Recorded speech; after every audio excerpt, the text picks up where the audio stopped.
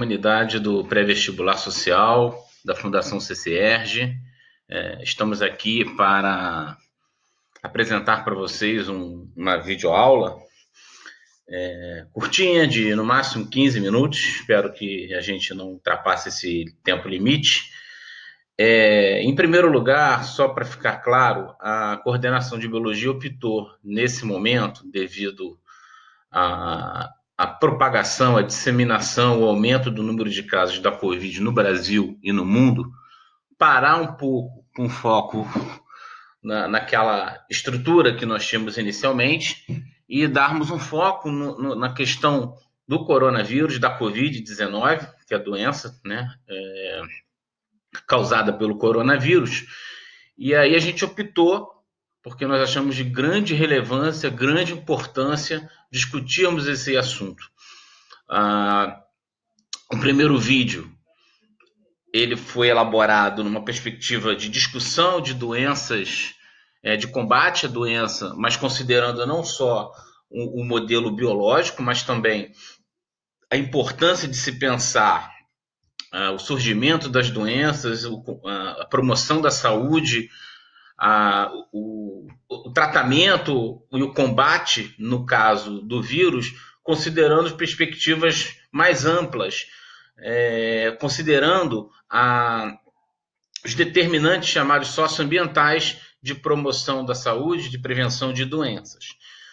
Neste momento, a gente vai discutir rapidamente a perspectiva do coronavírus no sentido de um tempo, de como ela surgiu, como está a situação hoje no Brasil e no mundo, e de probabilidades, cenários para o futuro. Então, a coordenação de biologia é composta pela professora Celina Costa, pelo professor Max Fonseca Perino e pelo professor Renato Matos Lopes, que em conjunto prepararam esse material para vocês. O título é Coronavírus, cenário no Brasil e no mundo. Indo para o avanço dessa apresentação, próximo slide, a gente vai conseguir olhar o seguinte, uma linha do tempo, ou seja, como a doença surgiu e como ela foi se desenvolvendo com o passar do tempo no mundo até chegar ao Brasil. Pronto, demorou um pouquinho, mas foi.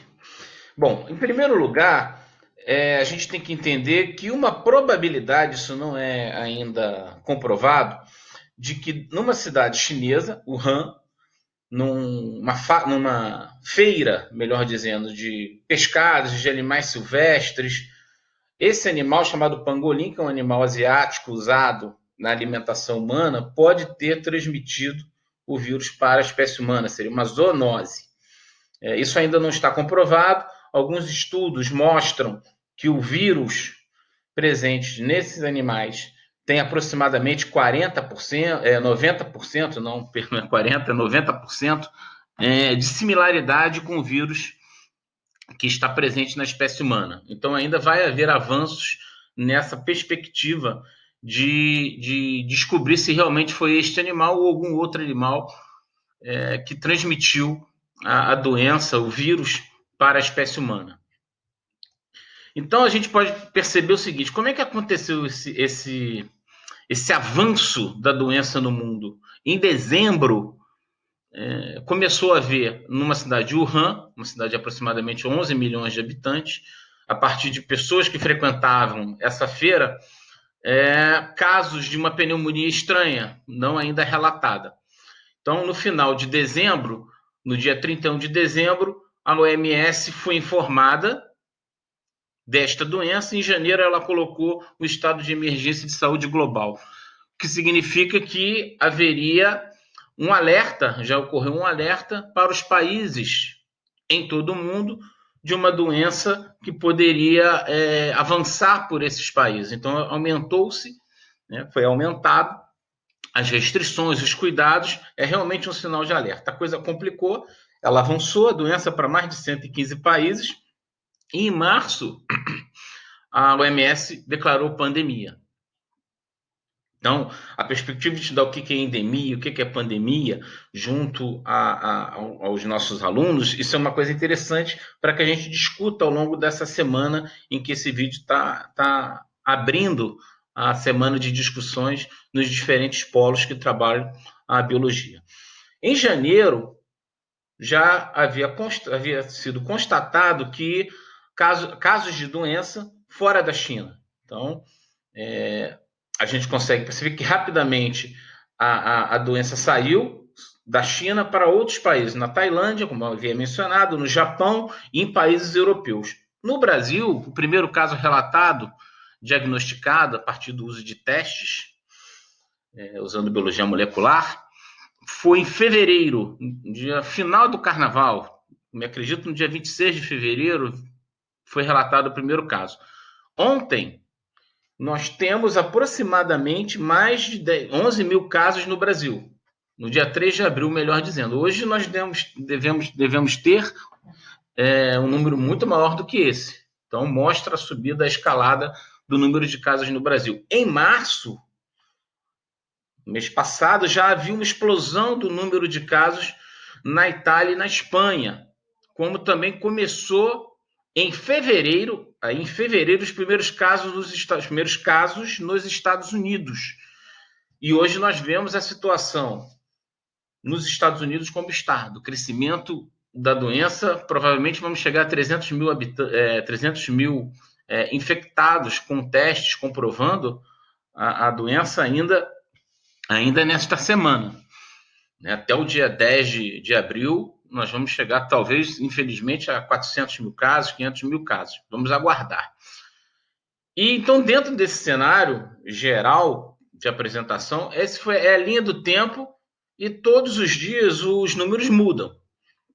Então, por exemplo, vocês podem usar... Existem vários sites, recomendamos o da Organização Mundial da Saúde e também o do Johns Hopkins, que é uma universidade nos Estados Unidos, que mostra gradativamente, todos os dias, essas informações são do dia 4 ainda, do dia 5, melhor dizendo, dia 5 de abril, do cenário no mundo. Então, hoje nós temos confirmados mais de 1 milhão e 200 mil casos e a mortalidade é de quase 65 mil pessoas. Isto dá, se a gente fizer uma correlação, uma taxa de letalidade do vírus de quase 5,4%, acima de 5%. Ou seja, do total de infectados, 5% estão morrendo. Não estamos considerando aqueles que são infectados e nem são rastreados, nem são descobertos. E aqui temos, como eu havia mencionado, os Estados Unidos com mais de 300 mil casos, a Espanha ultrapassou a Itália, a Alemanha, que vem testando muito, tentando rastrear o vírus para evitar a propagação da doença. A França e a China já diminuiu, já está em sexto, colocado nesse ranking triste, né, da propagação da doença. O Irã e o Reino Unido. O Brasil está entre os 20 primeiros nesse ranking de casos confirmados da doença. E aqui à direita, olha, vocês conseguem perceber nessa seta verdinha, bem à direita aí do slide, um gráfico de aumento diário da doença. É bom ter o gráfico em inglês, porque até faz uma certa integração com a língua inglesa. Então, a gente consegue perceber o crescimento em número diário da doença muito grande. Então, a cada dia, esse número aumenta. Então, vocês podem, em cima desse link do Johns Hopkins, acompanhar. Quando vocês tiverem esse vídeo disponível, provavelmente essa confirmação vai ser muito maior. Talvez estejamos quase em 2 milhões de casos, porque, no mínimo, tem crescido a cada 10% ao dia o número de casos de doenças confirmados por diagnóstico. Então, o combate da Covid, avançando um pouquinho, a partir de estudos feitos na Inglaterra, o Imperial College, que é uma instituição renomada na modelagem do número de casos, mostrou o seguinte, que se não fizesse nada, por exemplo, no Reino Unido e nos Estados Unidos, o número de mortes poderia ser de 500 mil na Grã-Bretanha, no Reino Unido, e mais de 2 milhões de pessoas nos Estados Unidos. E existem várias medidas que têm sido tomadas e que devem ser tomadas no sentido de suprimir, romper as cadeias de transmissão da doença. Esse é o objetivo. Ou conceber que você não tem mais como segurar a propagação do vírus e você faz medidas de mitigação, ou não fazer nada. Deixa o vírus atacar toda a população e você vai ter 60%, 70%, 80% da população infectada, mas a mortalidade, já que você vai ter um número muito grande de pessoas infectadas, é muito grande. Então, você vai ter uma mortalidade em números absolutos gigantesca. Se você deixar 200 milhões de brasileiros serem infectados, a gente já pode imaginar 5%, uma perspectiva de quantos morreriam. Isso não vai acontecer.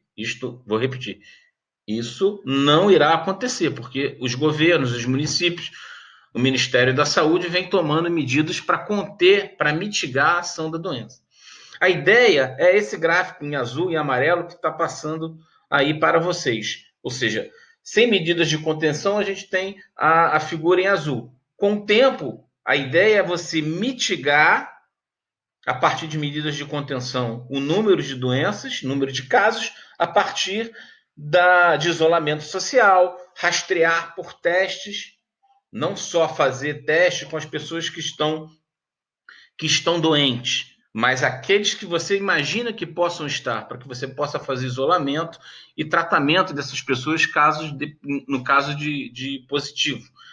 Então, aumentar as ações rígidas de supressão e mitigação. Uma outra alternativa seria ter uma vacina eficiente, mas isso vai demorar, não haverá.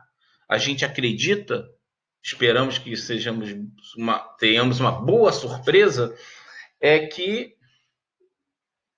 em 12, 24 meses, a boa surpresa seria antes.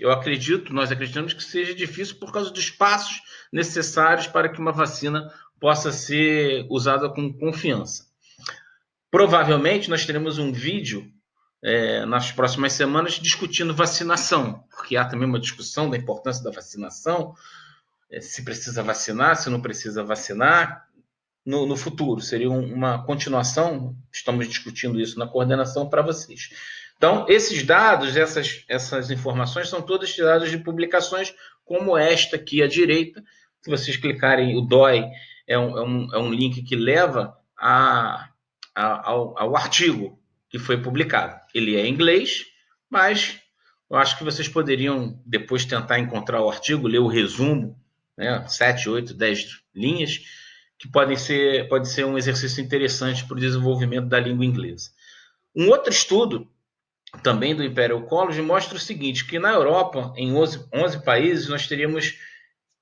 Essas modelagens, elas não são exatas, mas elas direcionam as políticas públicas, auxiliam muito. Então, outro estudo do Imperial College mostra que o coronavírus em 11 países da Europa indicam o quê? Que a população infectada pode ser de 7 a 43 milhões de pessoas e que as intervenções até o final do mês passado já salvaram entre 21 mil até 120 mil vidas.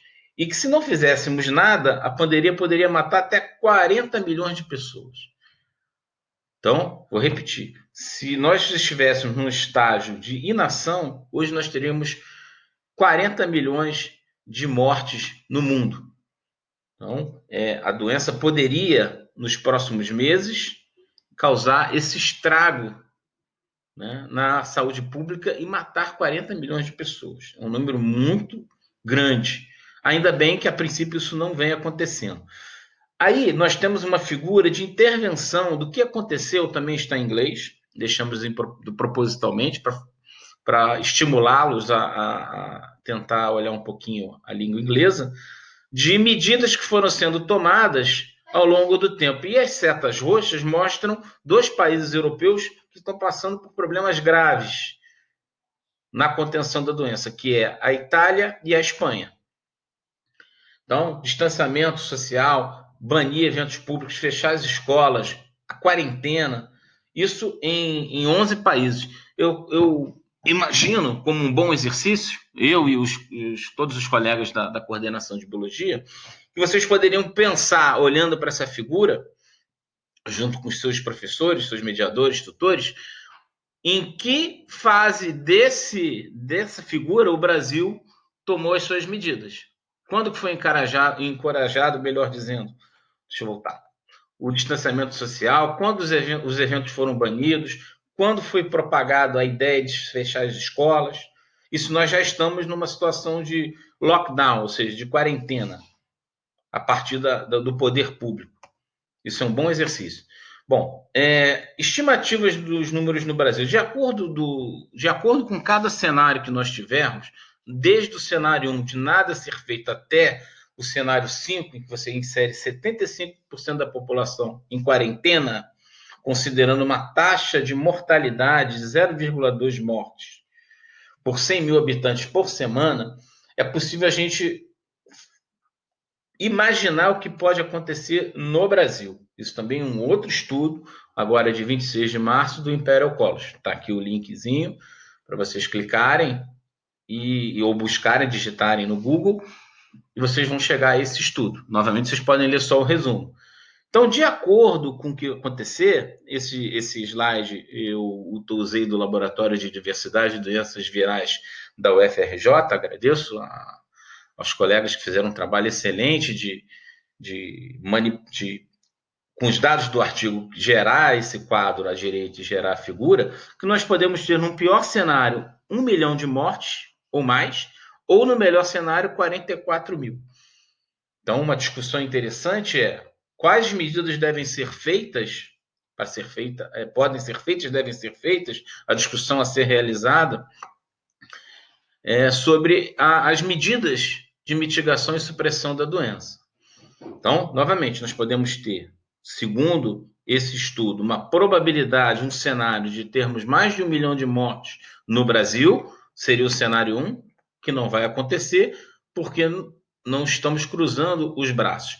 Ou um cenário mais otimista, em que teríamos aproximadamente, em cima das modelagens matemáticas desse estudo, 44, 45 mil mortes, que é um número significativo dentro dos próximos meses. Estamos discutindo aqui cenários dos próximos 3, 4, 5, 6 meses, ainda neste ano.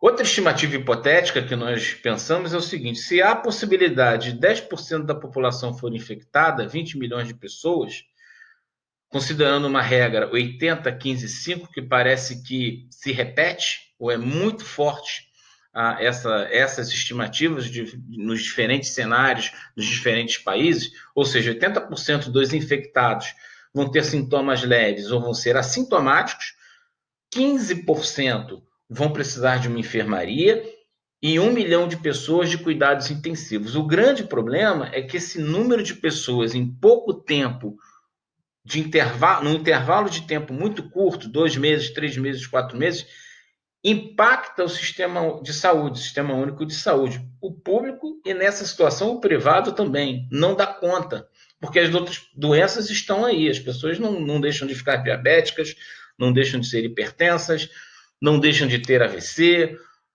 por causa da Covid. Elas continuam com as suas doenças, com seus problemas de saúde. Então, um exercício final, junto com os seus mediadores, professores da disciplina de biologia, pensar hoje, em cima do que está acontecendo, qual seria a taxa de mortalidade atual no Brasil, de acordo com o número de casos detectados por ensaios e quantos estão morrendo. E essa taxa de mortalidade, haveria quantas mortes no Brasil se, por acaso, nós não estamos afirmando que teremos 10% da população infectada, mas é provável, existe essa possibilidade. Vai depender das medidas de contenção que estão sendo tomadas, porque o vírus ele se propaga muito, muito rapidamente. Então, são vários assuntos que vocês podem conversar, discutir, perguntar, dialogar com professores de vocês da disciplina de biologia. Eu não coloquei os números para que vocês fizessem como uma opção de exercício estas duas perguntas para vocês refletirem junto com os professores de vocês da disciplina de biologia. Bom, talvez nós tenhamos aqui um pouquinho mais de 15 minutos, não vai passar de 20. Gostaríamos, melhor dizendo, agradecer a visita de vocês vendo o nosso vídeo e que a coordenação de biologia, os professores de biologia. Estamos num momento de mudança mundial nos sistemas educacionais. Estamos passando agora por um momento de discussão muito usando virtualmente, não está havendo os encontros presenciais, e a cada momento a gente vai aperfeiçoando esses processos educacionais, a coordenação, a direção do pré-vestibular social, os nossos importantíssimos professores mediadores, e vocês, alunos, também têm um papel fundamental de permanecerem nos acompanhando, assistindo às aulas, discutindo, para que a gente consiga passar esse período grave, sério de saúde pública no Brasil e no mundo, e depois que esse tsunami, né, entre aspas, passar, a gente possa voltar a ter uma vida normal. Um abraço, cuidem-se, mantenham-se dentro de casa dentro do possível, confinamento, e muito cuidado com a higiene pessoal. Um grande abraço da Coordenação de Biologia para todos vocês. Até a próxima.